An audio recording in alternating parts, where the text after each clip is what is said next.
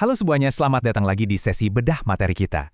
Hari ini kita bakal ngebahas sebuah momen sejarah yang, jujur aja, bener-bener ngebolak-balik insting alami kita sebagai manusia. Kita akan melihat gimana sih seharusnya seorang raja ngerespon kejatuhan dari musuh terbesarnya. Coba kita jujur-jujuran sebentar ya. Gimana sih reaksi kamu kalau ngelihat orang yang selama ini jahatin kamu? Tukang fitnah atau yang bikin hidup kamu susah, tiba-tiba jatuh atau gagal total? Ada rasa lega kan? Atau mungkin ngerasa keadilan akhirnya ditegakkan dan diam-diam ada dorongan buat ngerayain? Tenang aja, itu insting dasar kita kok sebagai manusia. Tapi, mari kita lihat gimana reaksi yang benar-benar beda dari tokoh sejarah kita kali ini. Dunia itu kan sering bilang, wajar banget buat ngerayain kekalahan musuh. Kita nyebutnya sebagai sebuah keadilan. Ada rasa lega, bahkan mungkin kepuasan karena dendam terbalaskan. Tapi, coba lihat gimana Raja Daud ngerespons situasi yang persis kayak gitu. Respon dia ini benar-benar bikin orang zaman itu kebingungan. Alih-alih bikin pesta syukuran atas matinya musuh bebuyutan dia, yaitu Raja Saul, Daud ini malah ngerobek pakaiannya, berpuasa, dan meratap sejadi-jadinya. Bayangin, dia benar-benar berduka buat orang yang udah bertahun-tahun coba ngebunuh dia. Ini kan benar-benar ngelawan logika kita ya. Nah, supaya lebih kebayang, kita tarik mundur sedikit ke kejadian sebenarnya di lapangan.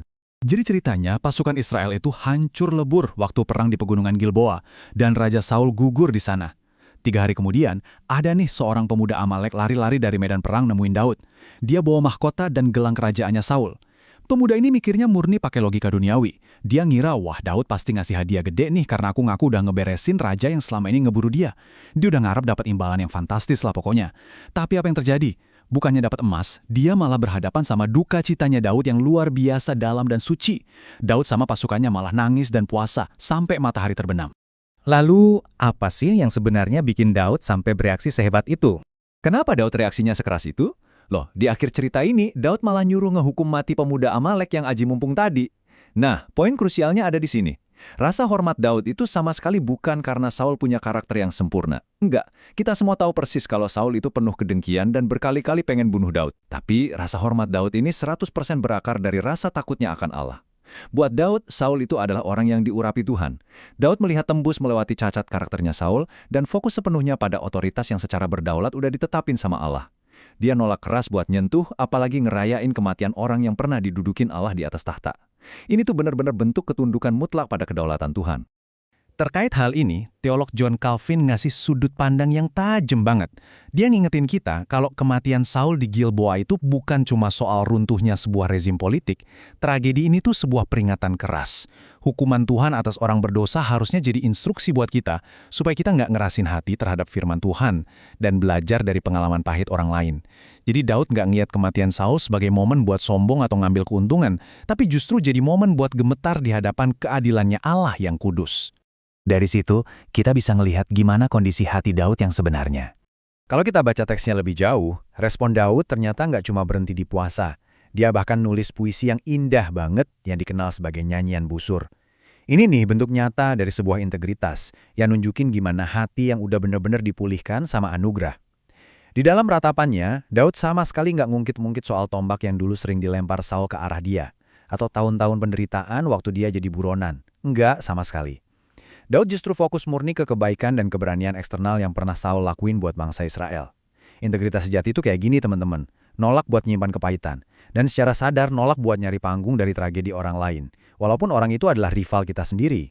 Dan tahukah kamu, cerita sejarah ini ternyata ngarah ke sesuatu yang jauh lebih besar.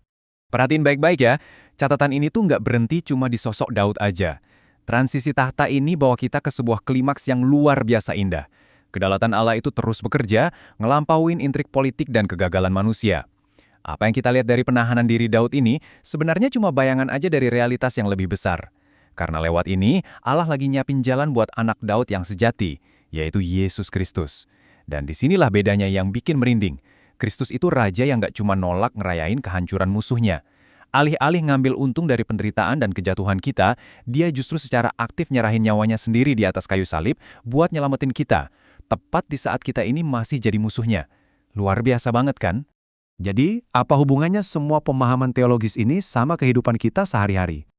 Saya mau nantangin kamu semua nih buat ambil langkah nyata. Coba deh, di minggu ini, pikirin satu orang aja yang menurut kamu paling bikin kamu menderita. Seseorang yang mungkin kamu anggap sebagai musuh atau sumber luka di hidup kamu. Ambil waktu sejenak, setiap hari, buat doain mereka secara spesifik. Minta sama Tuhan supaya Dia ngelembutin hati kamu, ngelepasin semua kepahitan itu, dan nolong kamu buat ngelihat mereka murni pakai kacamata anugerahnya.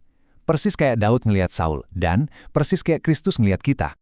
Sambil kamu ngerenungin hal itu, coba tanya ke diri sendiri. Maukah kamu ngebiarin anugerah Tuhan mendefinisikan ulang makna keadilan buat kamu dan ngelembutin hati kamu terhadap musuh terbesarmu hari ini? Ingat ya, integritas sejati itu nggak pernah lahir dari rasa balas dendam, tapi dari hati yang benar-benar takut akan Allah. Oke, kalau kamu ngerasa bedah materi ini bermanfaat, jangan lupa buat klik tombol like, share, dan subscribe channel ini ya, biar kita bisa terus menggali kekayaan firman Tuhan bareng-bareng. Dan silahkan tulis doa atau refleksi singkat kamu di kolom komentar di bawah, supaya kita bisa saling menguatkan. Sampai ketemu di bedah materi selanjutnya.